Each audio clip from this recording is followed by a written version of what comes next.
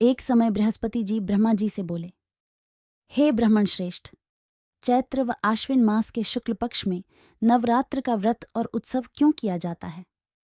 इस व्रत का क्या फल है? इसे किस प्रकार करना उचित है? पहले इस व्रत को किसने किया? सो विस्तार से कहिए।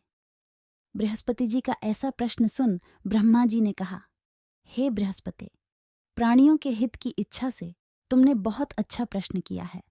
जो मनुष्य मनोरथ पूर्ण करने वाली दुर्गा, महादेव, सूर्य और नारायण का ध्यान करते हैं, वे मनुष्य धन्य हैं। यह नवरात्र व्रत संपूर्ण कामनाओं को पूर्ण करने वाला है। इसके करने से पुत्र की कामना वाले को पुत्र, धन की लालसा वाले को धन, विद्या की चाहना वाले को विद्या और सुख की इच्छा वाले को सुख मिलता है। इस व्रत को करने से रोगी मनुष्य का रोग दूर हो जाता है, मनुष्य की संपूर्ण विपत्तियां दूर हो जाती हैं और घर में समृद्धि की वृद्धि होती है। बंध्या को पुत्र प्राप्त होता है, समस्त पापों से छुटकारा मिल जाता है और मन का मनोरथ सिद्ध हो जाता है। जो मनुष्य इस नवरात्र व्रत को नहीं करता, वह अनेक दुखों को भोगता है और कष्ट व रोग से पीड़ित हो अंगहीनता को प्राप्त होता है। उसके संतान नहीं होती और वह धन धान्य से रहित हो भूख और प्यास से व्याकुल घूमता फिरता है तथा संज्ञाहीन हो जाता है। जो सधवा स्त्री इस व्रत को नहीं करती, वह पति सुख से वंचित हो नाना दुखों को भोगती है। यदि व्रत करने वाला मनुष्य सारे दिन का उपवास न कर सके तो एक समय भोजन करे और 10 दिन बांधवों सहित नवरात्र व्रत की कथा का श्रवण करे। हे बृहस्पति, जिसने पहले इस महाव्रत को किया है, वह कथा मैं तुम्हें सुनाता हूँ। तुम सावधान होकर सुनो। इस प्रकार ब्रह्मा जी का वचन सुनकर बृहस्पति जी बोले, हे ब्राह्मण मनुष्यों का कल्याण करने वाले, इस व्रत के इतिहास को मेरे लिए कहो। मैं सावधान होकर सुन रहा हूँ।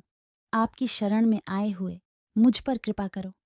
ब्रह्मा जी बोले, प्राचीन काल में मनोहर नगर में पीठत नाम का एक अनाथ ब्राह्मण रहता था। वह भगवती दुर्गा का भक्त था।